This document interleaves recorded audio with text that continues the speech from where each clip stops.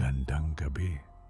O baka ito na ang huling gabing titingin ka sa salamin ng may ngiti. Ako si Mang Hector, lahat tayo gusto nang glow up, di ba? Isang bagong gupit para sa bagong simula. Sabi nga nila, hair is our crowning glory.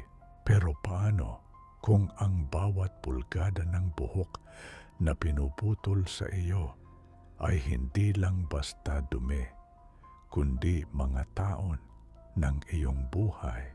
Paano kung kapalit ng iyong kagwapuhan o tagumpay ay ang bilis ng pagtakbo ng iyong oras sa mundo? Maupo ka ng maigi sa barber chair. Huwag kang gagalaw dahil baka madulas ang gunting. Pakinggan mo ang kwento ng barberong naggugupit ng taon ng buhay.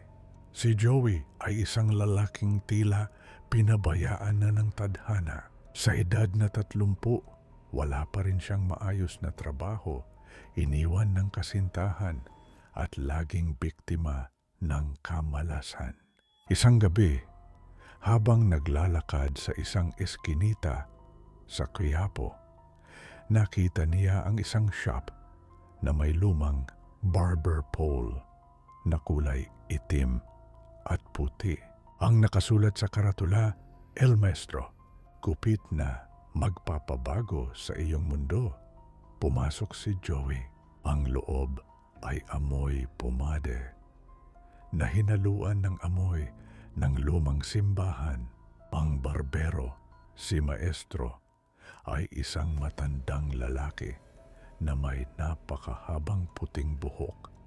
Pero ang balat ay kasing kinis ng sasanggol. Gusto mo bang maging matagumpay, iho? Tanong ni Maestro habang inihahanda ang kanyang gintong gunting. Gusto ko pong maging kagalang-galang. Yung tipong lahat ng tao ay titingala sa akin. Sagot ni Joey. Madali lang yan.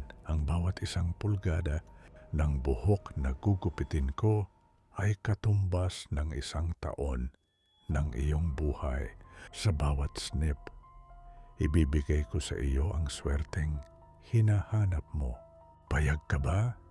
Sa isip ni Joey, marami pa siyang taon. Ano ba naman ang mawalan ng 3 o 5 taon kung magiging milyonaryo naman siya? Pumayag siya. Snip, snip, snip.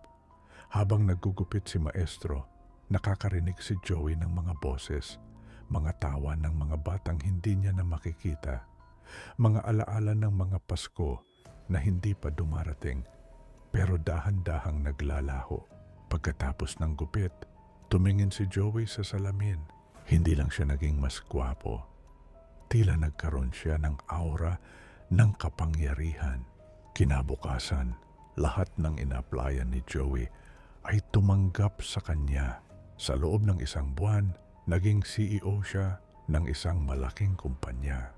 Naging tanyag siya, lahat ng gusto niya ay nakukuha niya. Pero may napansin siya, ang kanyang buhok ay mabilis tumubo. At sa tuwing tumutubo ito, bumabalik ang kanyang malas. Bumalik si Joey kay Maestro. Gupitin mo uli. Gusto ko ng higit pang yaman. 5 pulgada, sabi ni Maestro. 5 taon, snip. Naging bilyonaryo si Joey. Pero pagtingin niya sa salamin, napansin niyang may mga kulubot na sa gilid ng kanyang mata na hindi dapat naroon sa isang lalaking nasa edad 31. Ang kanyang tuhod ay nagsimulang sumakit at ang kanyang paningin ay dahan-dahang lumalabo. Naging adiksyon ito. Sa bawat problema sa kumpanya, sa bawat away nila ng kanyang bagong asawa, tumatakbo siya kay Maestro para magpagupit. Sa loob ng 1 taon, si Joey ay naging pinakamakapangyarihang tao sa bansa. Pero sa loob ng 1 taon din, nagpagupit siya ng kabuuang 40 pulgada.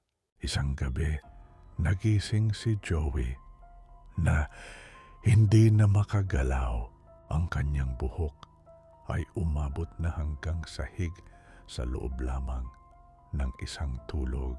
Kumaripas siya ng takbo o ang mas tamang salita ay gumapang siya patungo sa shop ni Maestro. Maestro, tulong.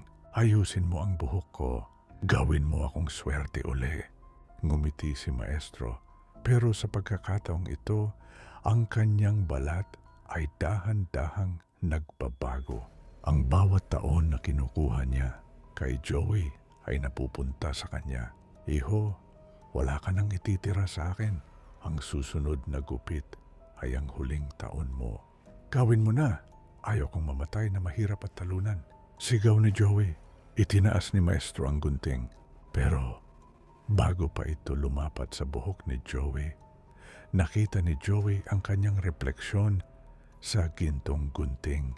Ang nakita niya ay hindi isang CEO, kundi isang lalaking mukhang 90 anyos na, tuyot ang balat at may mga matang puno ng pagsisisi. Snip. Ang huling pulgada ay pinutol. Biglang tumigil ang mundo para kay Joey. Ang lahat ng kanyang yaman, ang kanyang mansyon at ang kanyang kapangyarihan ay naglaho na parang bula. Natagpuan ang kanyang katawan sa isang madilim na eskinita sa Quiapo. Isang matandang pulubi na kalbo at walang kahit isang pirasong damit. Nakangiti habang hawak ang isang piraso ng gintong buhok.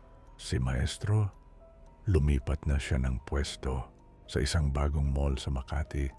May isang bagong barbershop na nagbukas at sa labas, isang batang call center agent na pagod sa buhay ang nakatingin sa karatula. Gupit na magpapabago sa iyong mundo.